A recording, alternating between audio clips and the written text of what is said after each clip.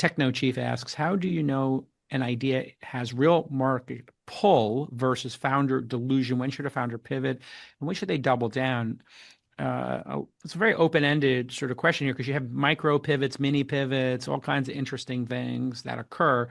So tell me about your experience with that. I heard someone describe it as, you have product market fit when it feels like the market has you by the nostrils and is just pulling you.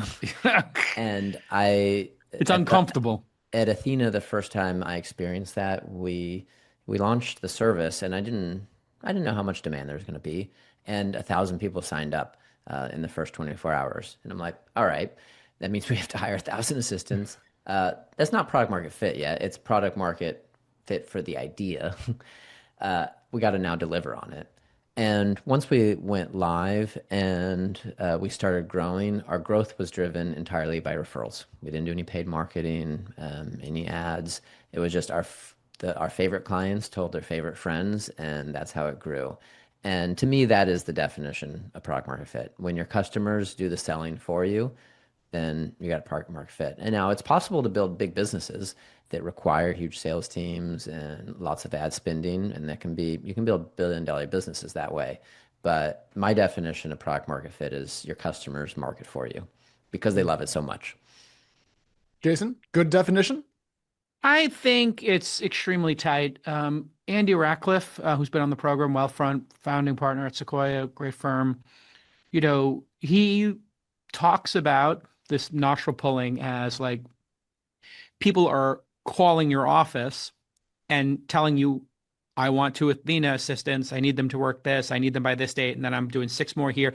In other words, your sales team goes from founder-led sales, where Jonathan is like explaining to me the concept and we're brainstorming how to onboard people, whatever.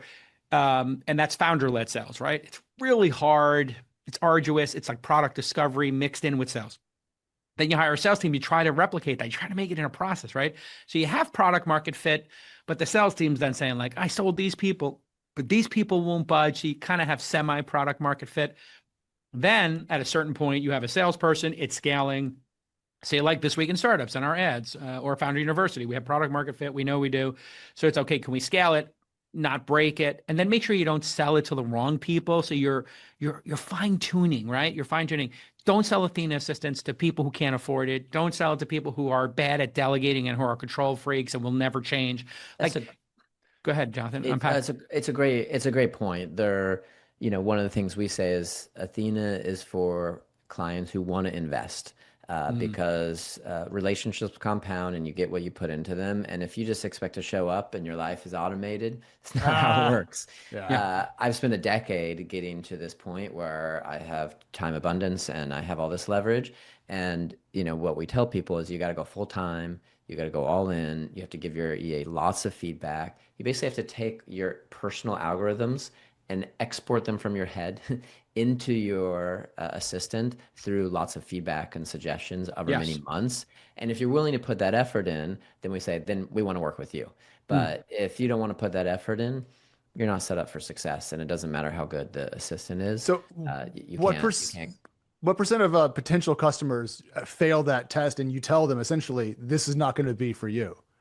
I mean, we tell people on the way in, so lots of people just don't sign up. And then the sales team probably disqualifies 10 to 15% who just don't feel like they're going to put the effort in. Launch is a fast-growing organization. We've got more than a dozen employees working with me here in Austin and another dozen spread out all over the world. But there's so many moving parts when it comes to hiring and managing employees. There's the onboarding, of course, payroll. You got to pay them. And listen, I've got all these podcasts to do. I don't have time for payroll, benefits, HR, taxes, answering questions, nor do I want to hire a full-time person and then have them do 5 hours of work a week. No, I have the perfect partner, Gusto. They're the all-in-one payroll and benefit product that's built just for your small business. Easy to use. It's incredibly fast to get started. and it's designed specifically with remote offices in mind. And Gusto is not just giving you helpful tools, they're going that extra mile to keep your workers happy and keep everything running smoothly. And they're now offering level-funded health plans to keep your insurance costs down and on-demand pay to help workers get access to their cash faster without paying extra interest or hidden fees. So here's your call to action. We want you to try Gusto today. So we're giving you 3 months free when you run your first payroll. That's right, 3 months free, Free. That's my favorite price, folks. Go to gusto.com/twist. That's Gusto, Gusto.com/twist. What an amazing service and a partner, great partner.